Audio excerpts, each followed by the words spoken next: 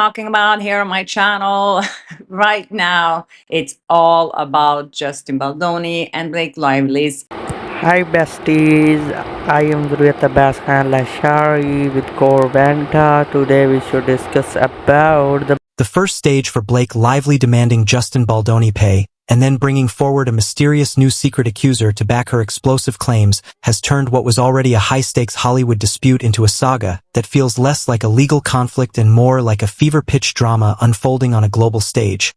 Because when you look at the details, the timing, and the way each piece has been presented to the public, you realize that this is not just about one actress and one director. Caught in a dispute over money or reputation, it is about image, power, credibility, and the relentless machinery of celebrity culture that feeds on conflict and reinvents it until it becomes a spectacle too loud to ignore. And in this first part of the breakdown, we must rewind and stretch out the story carefully, not simply reciting what the headlines have screamed, but examining how every step has been used strategically, from the initial spark of disagreement, to the carefully worded statements, to the orchestrated leaks that appeared across entertainment outlets. Each of them framing the issue differently, but all of them fueling the same fire. And as the fire grew, it wasn't just Hollywood insiders who cared. Suddenly sports fans, casual moviegoers, and even corporate brands found themselves dragged into the echo chamber, amplifying what could have remained a private dispute into something that now feels like a cultural trial with millions of spectators. Each side performing for an audience that is both judge and jury in the court of public opinion. So let us trace the escalation step by step, because the escalation is the heart of the drama, and without it you cannot understand why Blake's demand for payment is not just about money but about leverage, why Justin's hesitations are not just about legal defense but about survival in an industry where perception can erase a career overnight, and why the arrival of a so-called secret accuser carries such weight in a climate where a single testimony, amplified by social media, can destroy trust faster than years of careful branding can build it. So we begin at the point where Blake and Justin, once seen as collaborative forces working toward the same artistic goals, found themselves at odds over creative control, profit shares, and above all narrative ownership, because Hollywood is not simply about making films, it is about controlling stories both on-screen and off-screen, and when those stories collide with ego, ambition, and external pressures from fans and investors, the results can turn toxic, and that toxicity was first glimpsed when quiet murmurs of tension during their project became louder whispers in gossip columns. Whispers that suggested disagreements behind closed doors had turned personal, that legal teams were circling, that friends of both stars were being pulled into loyalty tests, and it was within this volatile context that Blake, through her representatives, issued the demand that Justin should pay, not framed as a request, not softened with negotiation, but positioned as a bold declaration, the kind of ultimatum that shifts the ground beneath everyone involved, and media outlets quickly seized on the phrasing because the word demand conveys power, confrontation, and certainty, which is why headlines lit up overnight with variations of Blake Lively demands in all caps, a style designed not just to inform but to provoke, and provoke it did, because fans and critics immediately split into camps, some praising Blake for standing firm, others questioning why the dispute had reached such a heated stage. And into this already chaotic atmosphere, whispers began to circulate that Blake's side was preparing to unveil a new player, someone whose voice could shift the balance by corroborating her claims, a so-called secret accuser who, if revealed, would provide not only testimony but also the spectacle of revelation. And in Hollywood, timing is everything, so the leak of this development was not accidental. It was seeded at the exact moment public interest seemed ready to plateau, reigniting coverage with a new mystery, because speculation is oxygen to scandal, and now everyone wanted to know, who was this secret accuser, what did they know, why had they remained silent until now, and most importantly, what impact would their involvement have on Justin Baldoni, who by this stage was portrayed less as a respected director and more as a figure under siege, battling shadows of accusation while struggling to hold on to credibility. And in the court of public opinion, the mere hint of an accuser often matters more than the substance of their claims, which is why Justin's camp scrambled to respond, issuing carefully worded denials while simultaneously attacking the vagueness of Blake's move, pointing out that no official documents had been filed, no names had been revealed, yet the media frenzy was treating speculation as fact. But here is the deeper layer we must explore, because the media coverage was not happening in a vacuum, It was shaped by the ecosystem of entertainment news where platforms compete for clicks and exclusives, which is why outlets like Corvanta branded their coverage with red bar breaking news banners, dramatizing every development as if it were a matter of national urgency. And when you frame a Hollywood dispute like a political scandal, it gains gravity, it gains weight, it becomes more than gossip, it becomes a cultural event, and so Blake's demand, combined with the hint of a secret accuser, was no longer just a celebrity headline. It was now framed as a major legal and moral battle, and to understand why this framing mattered so much we need to look at the parallel cases in recent years, where celebrity disputes over money, contracts, or alleged misconduct escalated into public wars that reshaped reputations permanently, and Blake, as someone who has carefully cultivated an image of elegance, intelligence, and power, knew that in such battles perception can matter more than verdicts, which is why her move was as much about narrative as it was about legal strategy. Because by demanding payment she was symbolically asserting dominance, painting herself as the wronged party owed restitution, while by hinting at an accuser she was signaling that her claims were not isolated but backed by external validation, even if the details remained secret, and for fans watching this unfold, the combination of assertive demand plus mysterious backup felt like the script of a prestige drama, except the drama was real, and the actors were living its consequences in real time, and here lies the paradox of celebrity scandals. They blur the line between performance and reality until even the participants cannot fully control the narrative, because every word they say, every photo that leaks, every comment from a friend or anonymous source becomes material for public consumption, endlessly dissected, reframed, and debated. And so as part one of this saga stretches out, we must consider not only what has been said but how it has been staged. Because if you analyze the cadence of... I don't think I relate to any of my characters. I've played a crack addict from Boston. I've played an Upper East Side princess. The second stage of the Blake Lively versus Justin Baldoni saga exploded into being the moment the news of a secret accuser supporting Blake's demands began to circulate. Because once the existence of such a witness is teased, it doesn't just add one more detail to a story. It completely reshapes the narrative by suggesting that Blake is no longer standing alone, that there is now a hidden ally waiting in the wings, and this development forced Justin Baldoni into a position where silence was no longer an option, because while in the earliest days of the dispute his team could rely on vague denials and soft PR pushes, the specter of a second voice, a corroborating accuser, meant that his credibility was under direct assault, and so his lawyers, publicists, and confidants gathered frantically behind closed doors to devise a counter-strategy, knowing that in Hollywood perception is currency, and once the perception of guilt or dishonesty solidifies, careers can evaporate overnight, and this is the knife's edge Justin found himself on. But before analyzing his moves, we need to understand the media storm that erupted, because the press didn't wait for official names, documents, or confirmations. Instead, major outlets from glossy entertainment magazines to late-night hosts began speculating. And speculation breeds more speculation until the original facts are buried beneath layers of rumor, theory, and dramatic retelling, and soon hashtags like hashtag Blake demands justice and hashtag Baldoni under fire trended on social platforms, with fans dissecting every past interview, every photo, and every cryptic social media post from both parties, treating them as pieces of evidence in a case that the internet had already put on trial. And within this feeding frenzy, brands and corporations that had worked with either Blake or Justin were dragged in too, because in the celebrity economy guilt by association is a powerful force, and McDonald's, which had featured Baldoni in a promotional campaign years earlier, suddenly found its name mentioned in articles about whether companies would distance themselves from him, while Blake's partnerships with luxury fashion houses were reframed as symbols of her power and resilience. Because when one celebrity is perceived as a victim standing strong, brands rush to align with her. While the accused finds doors closing quietly behind the scenes, sponsorship deals paused, scripts rewritten, and meetings canceled under the polite excuse of scheduling conflicts. And in this way, the Hollywood machine responds to scandal not by waiting for verdicts but by adjusting instantly to the winds of public opinion. And for Blake this meant her demand for payment was now framed as an act of courage, while for Justin the secrecy around the accuser left him in the impossible position of fighting shadows, because how do you defend yourself against someone who has not yet stepped into the light, someone whose identity is hidden yet,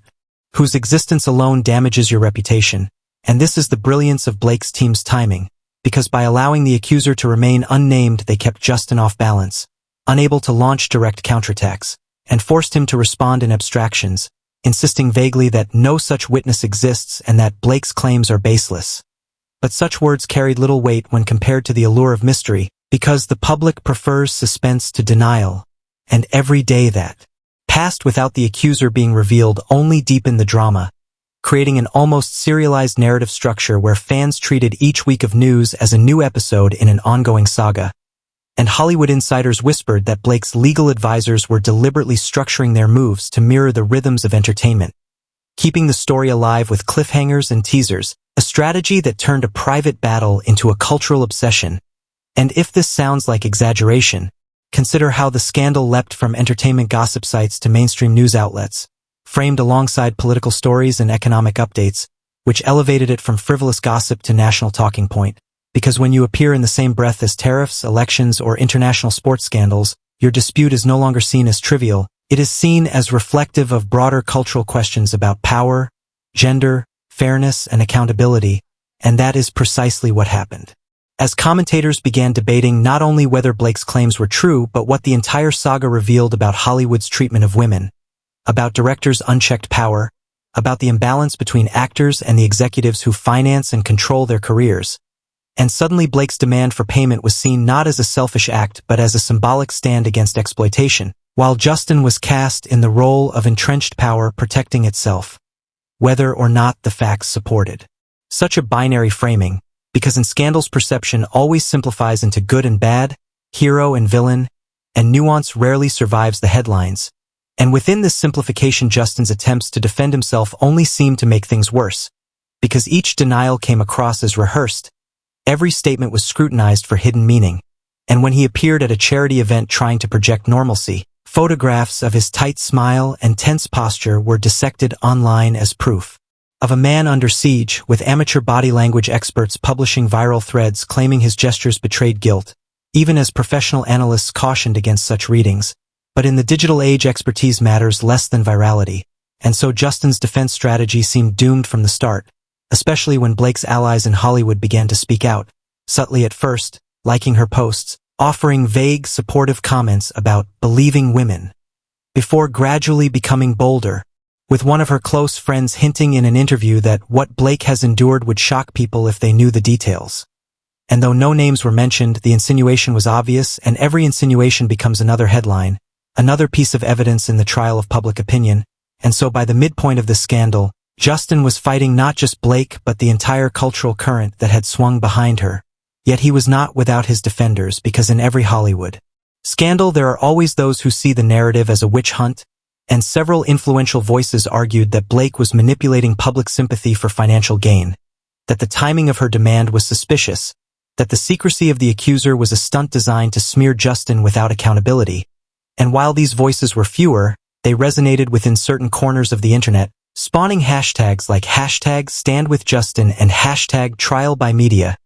And here lies the fascinating dynamic of part 2, because what we see is not just a fight between two celebrities but the crystallization of how the modern scandal works. Both sides weaponize perception, both sides seek to control narrative, but once the story has been released into the bloodstream of the internet, no one truly controls it anymore. It becomes a crowdsourced spectacle where fans, critics, comedians, journalists, and anonymous accounts all shape the discourse, remixing facts into memes, exaggerating rumors into truths. And in this maelstrom, Blake and Justin are no longer individuals but symbols, avatars in a war that transcends their personal lives. And that is why part 2 of this saga is so crucial, because it reveals how quickly a demand and an accusation can metastasize into something much larger, pulling in corporations, dragging in unrelated celebrities asked to comment in interviews, forcing studios to reconsider projects, and making even ordinary fans feel like participants in a cultural trial. And in such an environment, the truth matters less than the story, because stories are what endure, stories are what people remember. And by the end of part 2, what is clear is that both Blake and Justin have lost control of their own narrative, because the machine of scandal is now driving itself forward, feeding on speculation, outrage, and anticipation for the next twist, which is why the question of who the secret accuser is, what they will say, and how Justin will respond has become the cliffhanger propelling this saga into its next explosive chapter. Blake Lively versus Justin Baldoni saga unfolded with even greater intensity than the opening moves, because what had started as a shocking demand for payment and the whisper of a hidden accuser was now evolving into a fully fledged war. A confrontation that blurred the lines between legal combat, public relations warfare, and cultural theater, and the turning point came when the identity of the so-called secret accuser was finally revealed, not through an official press conference or legal document but through a carefully orchestrated leak to one of Hollywood's most notorious gossip outlets, which published a story claiming that a former assistant who had worked closely with Justin on a major project years earlier had come forward privately to support Blake's claims. And while the article was filled with disclaimers, hedging phrases like allegedly and according to sources, the effect was devastating because once a name is attached to mystery, the speculation turns into substance, and the public immediately began treating the accuser's account as undeniable fact, dissecting her old social media posts, resurfacing photographs of her alongside Justin, and weaving narratives about secret abuse of power that fit neatly into the storyline Blake's team had been cultivating. And this leak sent shockwaves not just through Hollywood but across the broader cultural landscape because it confirmed the suspicion that Blake had not been exaggerating, that she really did have backup, that she was not standing alone. And in a moment the balance of power shifted dramatically, because where Justin had once been able to say that Blake's accusations were one-sided and unsupported, now he was confronted with a corroborating voice, and though his lawyers insisted that the assistant's claims were irrelevant, exaggerated, or flatly untrue, the timing of her emergence made him look cornered, and perception in scandals is everything, which is why his next moves became desperate, as he authorized his team to file aggressive counterclaims accusing Blake of orchestrating a smear campaign, accusing the assistant of defamation, and accusing the media of malicious slander. But these legal maneuvers backfired almost instantly, because to the public they looked like intimidation tactics, the classic playbook of a powerful man trying to silence women, and this perception ignited fury across social media, with fans rallying even harder behind Blake, using hashtags like #JusticeForBlake and #WeBelieveHer, flooding Justin's accounts with angry comments, and organizing boycotts of his projects, which forced streaming platforms and studios into crisis meetings about whether to delay or cancel films tied to his name. And while some executives argued for standing by him until actual evidence emerged, the financial risk of alienating Blake's massive fanbase, and by extension alienating the wider cultural momentum, was too great, so projects began quietly disappearing from his schedule, meetings were postponed indefinitely, and his once bright future as a respected director and actor dimmed before his eyes, while Blake's star seemed to ascend higher than ever, with her every public appearance framed as a triumph of resilience, every outfit she wore analyzed as a symbol of empowerment, every speech she gave quoted as if it were scripture, and in this climate she wielded enormous power not only as a celebrity but as a cultural figurehead. Because her narrative was no longer about a financial dispute or a personal feud. It was framed as a broader stand against Hollywood's toxic culture, which attracted support from feminist organizations, political activists, and even lawmakers who began invoking her name in conversations about workplace reform, thus transforming her demand into a movement. While Justin found himself increasingly isolated, his allies shrinking, his defenses dismissed, and his every attempt to speak sounding hollow against the tidal wave of outrage. And yet part 3 is not only about his collapse and her rise, but also about the cracks that began to appear beneath the surface of Blake's apparent dominance, because as her campaign grew louder, so too did the whispers that she was exploiting the cultural climate for personal gain, that her secret accuser had been carefully timed as a strategic reveal, that her demand for payment was less about justice and more about empire building. And though these criticisms came mostly from fringe commentators at first, they began to gain traction as skeptics argued that the scandal was becoming less about truth and more about narrative control. And this introduced a dangerous unpredictability into the saga, because if public opinion could swing so strongly in Blake's favor, it could also swing back against her if even a shred of doubt gained traction, and Justin's lawyers, sensing this, shifted strategy away from outright denials and toward sowing seeds of uncertainty, releasing documents that painted Blake as manipulative, questioning the credibility of the assistant by pointing out inconsistencies in her past statements, and highlighting the enormous financial stakes Blake stood to gain if she prevailed. And though many dismissed these as desperate attempts to claw back credibility, They found an audience among those wary of trial-by-media narratives, which meant that by the midpoint of Part 3 the story had evolved yet again. No longer a simple good versus bad tale, but a chaotic battle in which both sides were simultaneously elevated and undermined, both supported and attacked, both heroic and suspicious, and the chaos itself became the story, with talk shows, podcasts, and think pieces analyzing not just the scandal but the way the scandal was being fought, treating it as a case study in modern celebrity warfare. And this meta-narrative only made the saga more intoxicating, because people weren't just invested in whether Blake or Justin was telling the truth. They were invested in the process of watching how truth and lies are constructed in real time, how lawyers, PR agents, and media outlets manufacture perception, and how fans amplify or resist those efforts. And in this way, Part 3 is perhaps the most explosive chapter yet, because it reveals the scandal not just as a personal feud but as a mirror to the entire machinery of fame, showing us how fragile reputations are, how quickly alliances can shift, and how no one, no matter how powerful, is ever truly safe once the public decides to turn their lives into a spectacle. And as this chapter closes, we are left with a cliffhanger more dramatic than ever. Will Blake's seemingly unshakable dominance hold as critics grow bolder? Will Justin find a way to resurrect his credibility in the face of mounting ruin? And will the assistant's testimony prove to be the final nail in Justin's coffin or the beginning of Blake's undoing? Because in scandals of this scale, the line between victory and downfall is thinner than anyone dares to admit. Okay, bye besties and viewers, see you again tomorrow. Wait for next video. Subscribe my channel Corvanta for more updates.